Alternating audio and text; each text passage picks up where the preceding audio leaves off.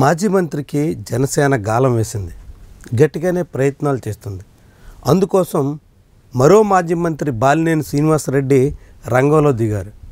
గట్టిగా పట్టుబడుతున్నారు. మరి బాలినేని ప్రయత్నాలు ఫలిస్తాయా? జనసేన ఆశలు సిగురిస్తాయా? ఇదే ఇప్పుడు ఆసక్తికరమైనటువంటి అంశం. ఉమ్మడి ప్రకాశం జిల్లాలోనే ఒక విలక్షణమైనటువంటి నాయకుడిగా గుర్తింపు పొందిన మానుగుంట మహిధర్ రెడ్డి కోసం ఇప్పుడు జనసేన పార్టీ ముమ్మరంగా ప్రయత్నాలు చేస్తుంది.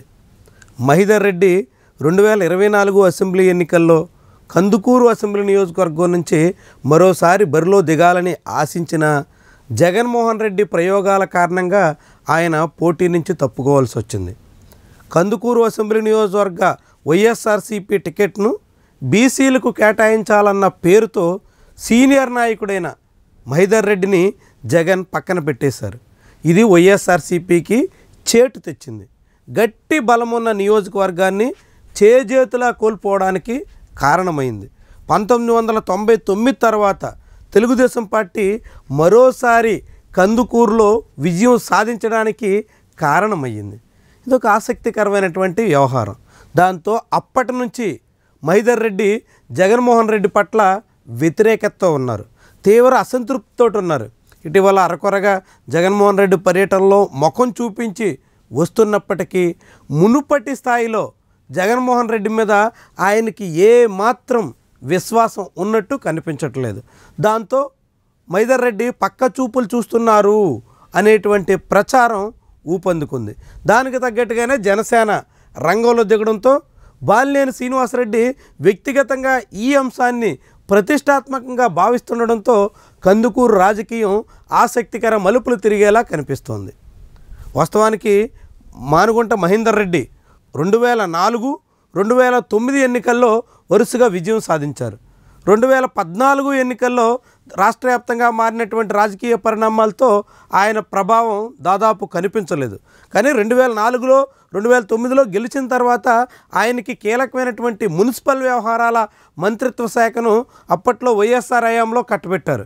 అలాంటి సీనియర్ నాయకుడికి 2019లో టికెట్ ఇచ్చినటువంటి జగన్మోహన్ రెడ్డి క్యాబినెట్లో ఖచ్చితంగా బెర్తిస్తారనుకుంటే అలాంటి ఆనవాళ్ళు కూడా కలిగించలేదు. దాంతో మహిధర్ రెడ్డి కాసింత కినుక వహించారు. అయినప్పటికీ కూడా జగన్మోహన్ రెడ్డి పార్టీలో కొనసాగుతూ వచ్చారు.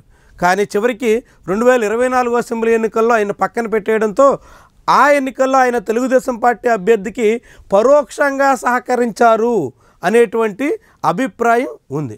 ముఖ్యంగా నెల్లూరు పార్లమెంటు స్థానం నుంచి పోటీ చేసిన వేమిరెడ్డి ప్రభాకర్ రెడ్డితో మహిధర్ రెడ్డికి ఉన్నటువంటి సాన్నిహిత్యం రీత్యా పరోక్షంగా తెలుగుదేశం పార్టీ అభ్యర్థి విజయంలో మహిధర్ రెడ్డి పాత్ర ఉంది అనేటువంటి వాదన బలంగా వినిపించింది. ఈ తరుణంలో ఇప్పుడు వచ్చే ఎన్నికల్లో మరోసారి తను కానీ తన కుటుంబ సభ్యులు ఎవరైనా కానీ పోటీ చేయాలన్న తలంపుతో ఉన్న మహిధర్ రెడ్డికి వైఎస్ఆర్సీపీలో ఏ మేరకు ప్రాధాన్యత తగ్గుతుంది అన్నది ప్రశ్నార్థకంగా మారింది. దాంతో వైఎస్ఆర్సీపీ వెంట ఉండాలా లేకుంటే ఆ పార్టీని వీడి మరొక ప్రత్యామ్నాయం వెదుక్కోవాలా అన్నది మహిధర్ రెడ్డి ముందున్నటువంటి ప్రశ్న. అందుకు తగ్గట్టుగా బాలినేని శ్రీనివాసరెడ్డి కూడా జనసేన పార్టీలో చేరి ఆయన వైపు నుంచి ఒత్తిడి పెడుతుండడంతో మహిధర్ రెడ్డి కూడా బాలినేని వెంట జనసేన గూటికి చేరే అవకాశం లేకపోలేదు అని చాలామందే భావిస్తున్నారు. అయితే కందుకూరులో ఉన్నటువంటి రాజకీయ పరిస్థితి రీత్యా కానీ లేకుంటే మహిధర్ రెడ్డికి ఉన్నటువంటి నేపథ్యం రీత్యా కానీ అంత త్వరగా ఆయన జనసేన వైపు వెళ్తారా అనేటువంటి ప్రశ్నలు కూడా ఉన్నాయి. ముఖ్యంగా బాలినేని పార్టీ మారినప్పటికీ ఆయన వెంట జిల్లాలో ఎవరు పెద్దగా కదిలినటువంటి దాఖలాలు లేవు. ఆయన ఆశించినట్టుగా పెద్ద సంఖ్యలో వైఎస్ఆర్సీపీ నుంచి జనసేన వైపు తరలిపోయిన ఆనవాళ్ళు లేవు. దాంతో ఇప్పుడు మహిధర్ రెడ్డి కూడా బాలినేని ప్రయత్నాలకి ఎంత మేరకు కరుగుతారు, ఏ మేరకు ఆయన జనసేన కండువా కప్పుకోవడానికి సిద్ధమవుతారు అన్నవి ప్రధానమైనటువంటి ప్రశ్నలు. వీటన్నిటికీ చెక్ పెట్టేలా ఎప్పుడు తన అసలు నిర్ణయాన్ని మహిధర్ రెడ్డి ప్రకటిస్తారు అన్నది ముఖ్యమైనటువంటి అంశం.